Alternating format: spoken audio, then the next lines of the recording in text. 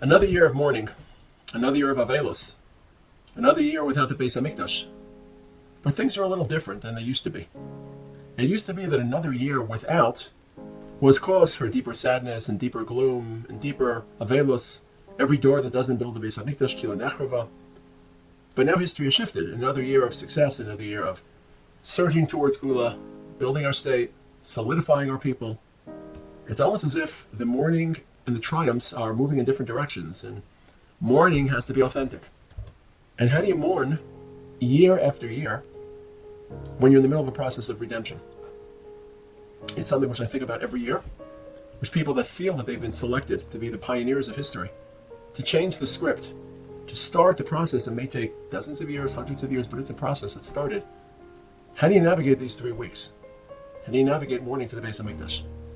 So part of it, only part of it, is not just tunnel visioning onto the Beis Hamikdash in Yerushalayim and what happened on Tes B'Av 2,000 years ago, but thinking about the process of Gallus and the 2,000-year journey home. And now that we're not in the throes of Gallus, we still have much to achieve and to improve and to upgrade, but we're not suffering the pogroms, the anti-Semitism to the degree that our ancestors did. Some of that broader perspective is a little bit more feasible and reasonable with a little more tranquility. So look to the first Rashi and Maseh, because the first Rashi and Maseh sees the 42 desert encampments along that long desert trail as symbolic and iconic for how we're meant to look at Gallus. Why does the Torah list 42 stations? So one opinion in Rashi is to demonstrate that despite all the struggle, despite all the wandering, it wasn't chaos, it wasn't bedlam, it wasn't a whirlpool of dizzying and frantic travel. 14 trips the first year, 8 trips the last year. So if you take out 22 out of the 42 trips, that means they travel 20 times in 38 years. About once every 2 years they move. I know people that move once a year. And that's prescient, or it's a template, that even though the Jews would travel in Gallus and suffer multiple, not just trips, but deportations and persecutions and pogroms, the onslaught would not be interminable.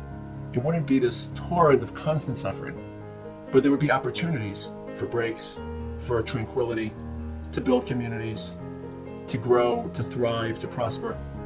And we look back at 2,000 years with deep frustration and deep agony because we blew it and we blew that opportunity to achieve utopia.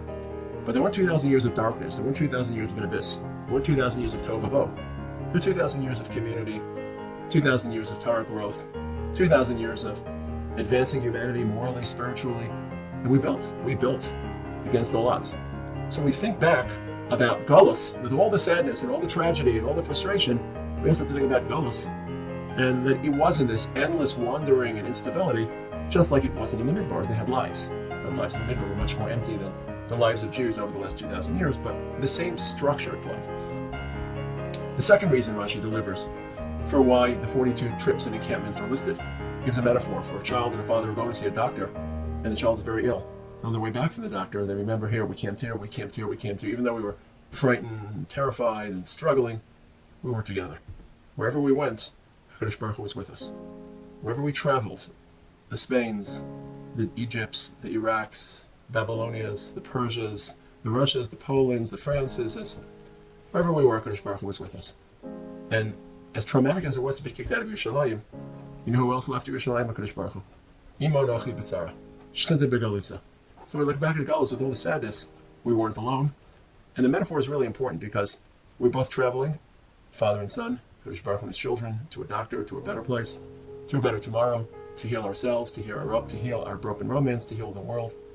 And just like we wanted to get to the doctor, our father wanted to get to the doctor also, to that end state of Geulah. It's not just that Hashem happened to be with us, waiting patiently on the sidelines for us to, we had a common agenda, a common yearning. We wanted redemption. Shekhinah wanted redemption. Somehow, broadening our thoughts about Gallus helps us think about. Mourning isn't just mourning and crying, especially in our period. Mourning is processing, thinking. What are we frustrated about? What are we proud about? Pride doesn't have to thwart frustration and agony. They can go hand in hand. Have a meaningful 3 weeks. And hopefully this is the last time we will all have to speak about that final stage that we're all waiting for.